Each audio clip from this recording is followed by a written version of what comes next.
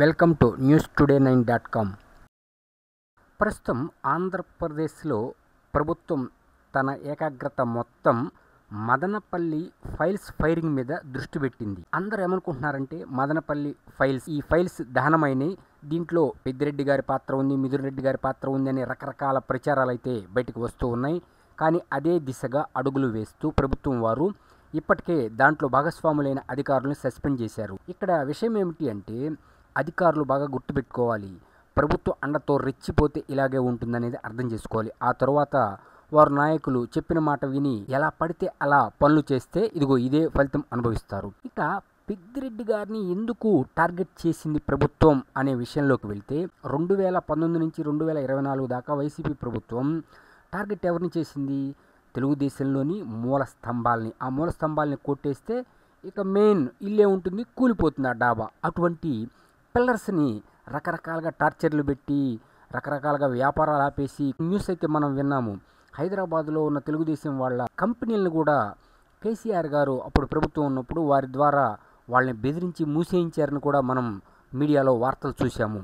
అయితే ప్రస్తుతం తెలుగుదేశం టార్గెట్ ఏమిటి, కూటమి ప్రభుత్వం టార్గెట్ ఏమిటి అంటే వైసీపీకి మూల స్తంభాలు, ఆర్థికంగా పరిపుష్టి కలిగిన వాళ్ళు, ఆర్థికంగా ఆదుకునే వాళ్ళని టార్గెట్ చేస్తున్నారు. సేమ్ వైసీపీ ఫార్ములాని ఫాలో అవుతున్నారు. ముందు ఈ పెద్దిరెడ్డి అనే ఒక బిగ్ షాట్ని, అంటే బిగ్ ఫిష్ని కానీ దెబ్బ కొడితే రౌండప్ చేసి నిదానంగా లీగల్గా రౌండప్ చేసి కొట్టేస్తే ఆటోమేటిక్గా ఒక్కొక్కళ్ళని తీసేయచ్చు.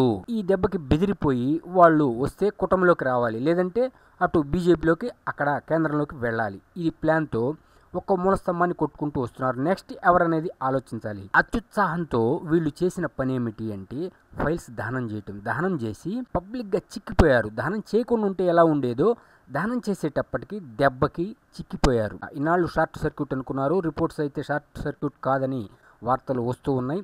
చూద్దాం మరి ఏం జరుగుతుందో. ఇప్పటికే అధికారుల మీద వేటు వేశారు. త్వరలోనే దీని వెనకున్న పెద్ద పెద్ద బిగ్ షాట్స్ని కూడా లోపల వేస్తారనే వార్తలు బయటకు వస్తున్నాయి. చూద్దాం ఎటువంటి నిర్ణయం తీసుకుంటుందో. కానీ ప్రభుత్వం టార్గెట్ ఏమిటి అంటే బిగ్ షాట్స్ని బయటికి తేవాలి, లీగల్గానే రౌండప్ చేయాలి, లోపల వేయాలి, అంతే, ఫినిష్. వైసీపీ పని క్లోజ్ అవుతుంది. కారణం ఏమిటంటే 11 సీట్లే ఉన్నాయి.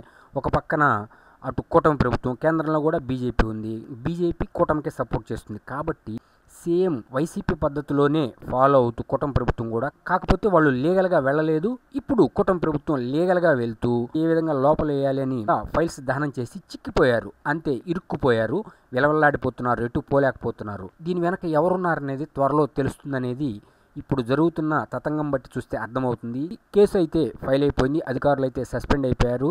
బాగా గుర్తుపెట్టుకోవాలి, ఇటువంటివి చేస్తే ఇదే విధంగా ఉంటుందని అధికారులందరూ గుర్తుపెట్టుకోవాలి. కూటమి ప్రభుత్వం టార్గెట్ ఏమిటి అంటే ఎవరైతే అవినీతి పరులు ఉన్నారో, అవినీతి పనులు చేశారో వారిని లీగల్గానే రౌండప్ చేసి లోపల వేస్తారన్నది మాత్రం దీన్ని బట్టి అర్థమవుతుంది. ఇక్కడ కూటమి ప్రభుత్వానికి వైసీపీకి తేడా ఏమిటంటే వైసీపీ వాళ్ళు ఇష్టం వచ్చినట్లు ఏ కేసులు పడితే ఆ కేసులు బట్టి మెయిన్ క్యాండిడేట్స్ని లోపల వేశారు. 2019 నుంచి 2024 దాకా హింసించారు, బాధ పెట్టారు, భయపెట్టారు. ఇక్కడ ఉన్న కూటమి ప్రభుత్వం ప్రతిదీ లీగల్గానే వెళుతూ లీగల్గానే రౌండప్ చేస్తున్నారు. ఎవరైతే అవినీతికి పాల్పడ్డ అక్రమార్కులు ఉన్నారో వారందరినీ లోపల వేసేది కన్ఫామ్. దీన్ని బట్టి అర్థమవుతుంది. ఫ్యూచర్లో ఎటువంటి ప్రకంపనలు క్రియేట్ చేస్తారో చూడాల్సిందే.